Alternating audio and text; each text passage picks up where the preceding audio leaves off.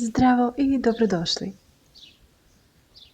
Ja sam Svetlana i vodit ću vas kroz ulazak u položaj produženog bočnog ugla Utthita Parsvakonasana.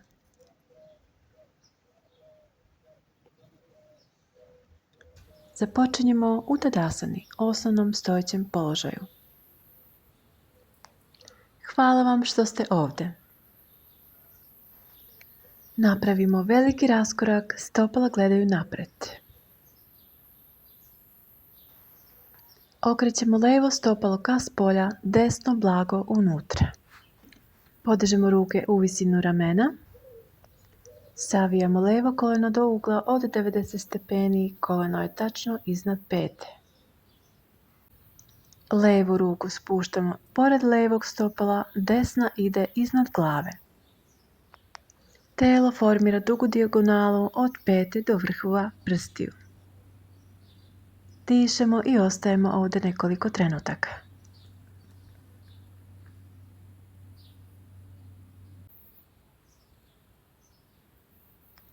Polako se vraćamo u centar i ispravljamo koleno. Okrećemo desno stopalo ka spolja, levo blago unutra. Savijamo desno koleno, koleno ostaje iznad pete. Desnu ruku spuštamo pored stopala, levo ide iznad glave, dlanom okrenutom prema dole. Ponovo pravimo dugu dijagonalu kroz cijelo telo. Dišemo duboko i ostajemo nekoliko trenutaka.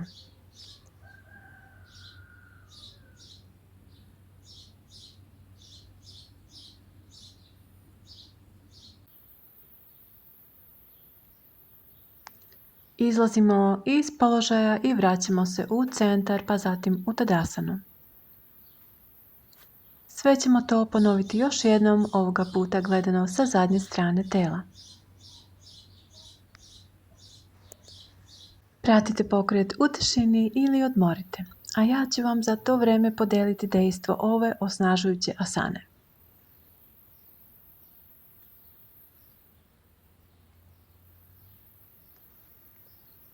Utthita Parsvakonasana jača kolena i butine, a istovremeno koriguje nepravilnosti u obliku listova i butina.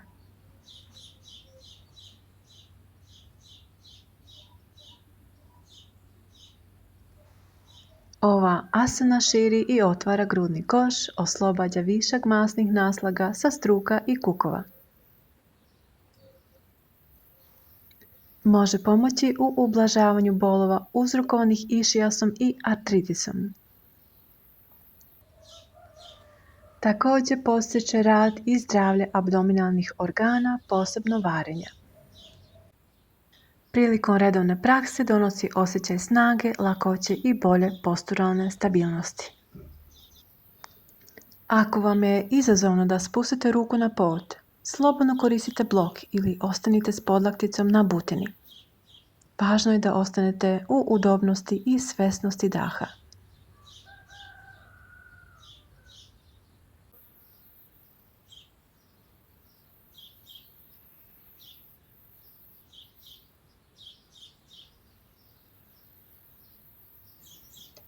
Polako se vraćamo u Tadasanu. Osjetimo telo, dah i snagu koju smo probudili.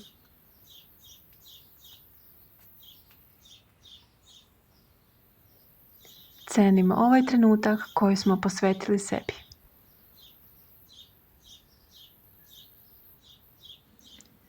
Ako vam je ova praksa donela mir i snagu, zapratite kanal.